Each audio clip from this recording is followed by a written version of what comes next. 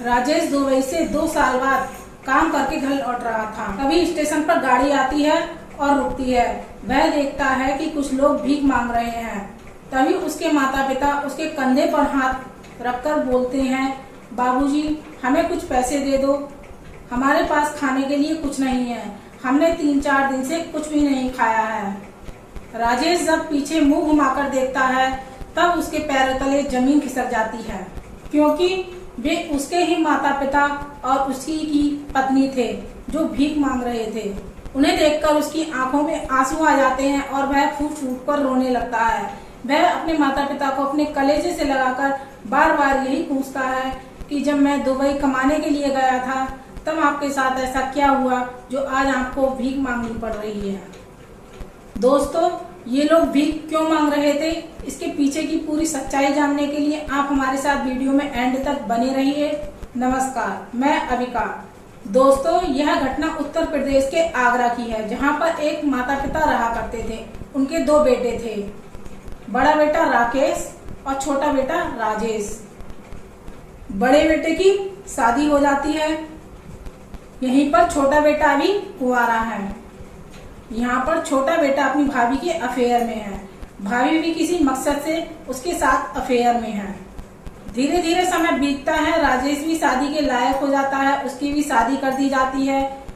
उसकी पत्नी का नाम राधिका है। राधिका के पिता नहीं है, केवल माँ और राधिका ही है। लेकिन कुछ समय बाद राधिका को पता चल जाता है कि उसका पति अपनी भाभी के साथ अफेयर में है, लेकिन वह कुछ भी नहीं कहती है। वह सोचती है कि अब मैं आ गई हूँ तो सब कुछ ठीक हो जाएगा। उधर राधिका की जेठानी राजेश को राधिका के पास जाने भी नहीं देती है। कहती है तुम उसके पास मत जाया करो, तुम्हारे लिए मैं हूँ, तुम मेरे पास रहा करो, मैं तुम्हारी दूसरी जगह शादी कराऊंगी जहाँ से खूब दान दहेज मिले, ये तो कुछ लेकर भी नहीं आई है। दोस्तों, यहाँ पर राजेश को बहकाया जाता है। राधिका देखती है कि मेरा पति तो मेरे पास आता ही नहीं है, तो वह गुस्सा होकर अपनी माँ के पास चली जाती है, अपनी माँ के घर। राधिका के जाने के बाद भाभी बहुत खुश हो जाती है। वह सोचती है एक कांटा तो गया। वह राजेश से कहती है कि तुम दुबई जाओ, वहां से खूब सारा पैसा कमा कर लाना, फिर हम तुम्हारी खूब अच्छी शादी करवा देंगे। राजेश अपनी भाभी की बातों में आ जाता है। दुबई दोस्तों कॉन्ट्रैक्ट पर जाते हैं। 1 या 2 साल का कॉन्ट्रैक्ट होता है। अगर 2 साल के कॉन्ट्रैक्ट पर गए हैं तो 2 साल से पहले वापस नहीं आ सकते हैं। राजेश दुबई चले जाता है। अब घर में भाभी, भैया और उसके माता पिता बसते हैं। माता पिता बहुत ही बूढ़े और सीधे साधे हैं और अनपढ़ हैं। दोस्तों, यहाँ साजिश को अंजाम दिया जाता है। वह सारी प्रॉपर्टी पर अपने माता पिता का अंगूठा ले लेते हैं। उनसे कहते हैं ये किसी और चीज के कागज हैं। उन पर अंगूठा लेने के बाद सारी प्रॉपर्टी अपने और अपनी पत्नी के नाम करवा लेता है राकेश। और जैसे ही सारी प्रॉपर्टी उनके नाम आती है, वह अपना गांव वाला घर भी बेच देते हैं और सारी प्रॉपर्टी बेच देते हैं। जिस घर में रह रहे होते हैं वह घर भी बेच देते हैं और अपने माता पिता को धक्का मारकर बाहर निकाल देते हैं। और राकेश अपनी पत्नी के साथ अपने ससुराल में जाकर रहने लगता है। और राकेश के बूढ़े माँ बाप स्टेशन पर जाकर भीख मांगकर अपना गुजारा करने लगते हैं।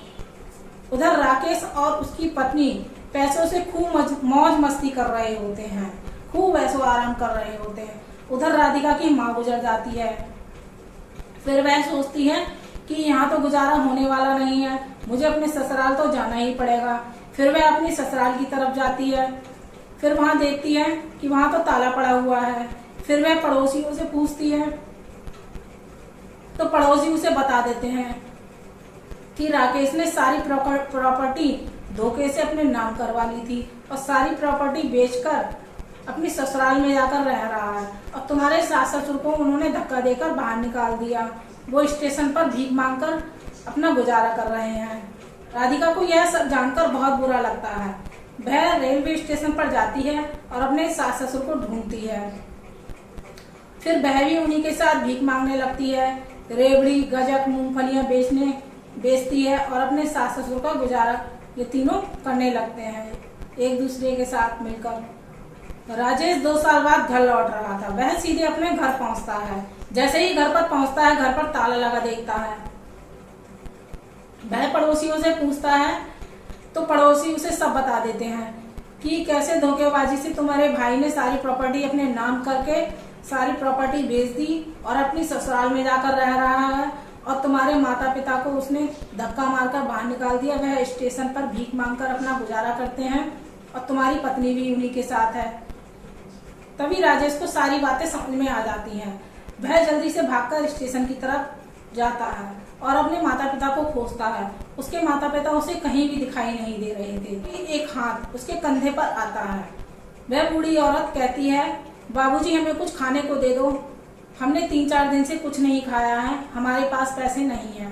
जब वह पीछे मुड़कर देखता है तो उसके पैरों तले जमीन खिसक जाती है कि वो उसी के माता पिता थे। उसके पिताजी भी वहीं खड़े थे। वह उन दोनों के गले लगकर खूब रोता है। तभी राधिका भी एक ट्रेन के डिब्बे से उतरती है। उसके पास रेवड़ी, मूंगफली, टॉफी, गजक ये सब होती है। वह देखती है तो वह भी आ जाती है और गले लगकर खूब रोती है। ये सभी लोग आपस में गले मिलकर जोर जोर से रोने लगते हैं। फिर राजेश इन सभी लोगों को लेकर जाता है और एक किराए का कमरा लेता है सब्जी मंडी के पास, और वहां पर पल्लेदारी का काम करता है। उस कमरे में अपने माता पिता को रखता है और पल्लेदारी का काम करके उसे इतना पैसा तो मिल जाता है कि वह अपने परिवार का भरण पोषण कर सके। राजेश जो पैसा दुबई से कमा कर लाया था वह किराए में खर्च हो गया था, और जब वो वहां से लौट कर आया था तो आने में भी बहुत पैसा लगा था, तो वो पैसा खत्म हो चुका था। अब उसकी खूब अच्छी कमाई होने लगी थी जिससे वह अपना घर चला सके। राधिका कहती है, मेरी भी सब्जी की दुकान खुलवा दो, मैं भी पूरे दिन घर में खाली पड़ी रहती हूँ। तो उसके माँ बाप कहते हैं, बेटा बहू ठीक कह रही है, इसकी भी सब्जी की दुकान खुलवा दे। फिर वह उसकी भी सब्जी की दुकान खुलवा देता है। अब उनकी दुगनी कमाई होने लगती है। अब वह अपना एक घर खरीद लेते हैं। अब उसने अपनी पुश्तैनी जमीन से 4 गुना ज्यादा जमीन खरीद ली थी। उधर दोस्तों उनके भैया भाभी का पैसा खत्म हो चुका था। जो उन्होंने चालबाजी करके धोखेबाजी से प्रॉपर्टी बेच करके पैसा हासिल किया था, उनका पैसा खत्म हो चुका था। और जैसे ही पैसा खत्म होता है ससुराल वाले धक्का मारकर उन्हें बाहर निकाल देते हैं। अब वे इधर उधर मारे मारे भटक रहे थे। जब उन्हें ये पता चलता है कि यहाँ मंडी में राजेश और उसकी पत्नी और माता पिता रहते हैं, तो वह वहां पहुंच जाते हैं और गिड़गिड़ाने लगते हैं और राजेश से माफी मांगते हैं। राजेश उन्हें माफी नहीं देता है। फिर वे अपने माँ बाप के सामने गिड़गिड़ाने लगते हैं। तो दोस्तों माँ बाप तो वैसे ही दया का सागर होते हैं। उन्होंने राजेश से कहा, बेटा चल इन्हें माफ कर दे, जो हुआ सो हुआ, इनका भी कोई काम लगवा दे, ये भी अपना पैसा कमाएंगे, खाएंगे। फिर राजेश उन्हें भी एक सब्जी की दुकान खुलवाता है। वह भी पैसा कमाते हैं और वो दोनों ठोकर खाए हुए होते हैं। अब ये दोनों भी इतना कमा लेते हैं कि अपना मकान खरीद लेते हैं, अपनी प्रॉपर्टी खरीद लेते हैं। अब दोनों के पास अपने अपने अलग अलग मकान हो जाते हैं। दोनों अपने अलग अलग मकानों में खुशी खुशी रहते हैं और किसी भी त्योहार पर सब साथ मिलकर रहते हैं। दोस्तों जीवन में कब क्या हो जाए, कौन कहां से कहां निकल जाए, कौन परिवार में कितना दुखदाई बन जाए, इसका कुछ पता नहीं है। इसीलिए दोस्तों कहते हैं कभी किसी के साथ बुरा नहीं करना चाहिए और ना ही कभी किसी को परेशान करना चाहिए और ना ही किसी को धोखा दें, क्योंकि कर्मा इज बैक, कर्मा लौटकर जरूर आता है और ऊपर वाला सबका हिसाब रखता है। इस घटना के बारे में आपकी क्या राय है कमेंट बॉक्स में जरूर रखें। दोस्तों अगर आपको ये घटना अच्छी लगी हो तो प्लीज लाइक, शेयर और कमेंट जरूर करें और मेरे चैनल को सब्सक्राइब करें। इसी के साथ विदा लेती हूँ। कल फिर मिलेंगे एक नई और सच्ची घटना के साथ। तब तक स्वस्थ रहिए, मस्त रहिए, अपना ख्याल रखिए। जय हिंद, जय भारत।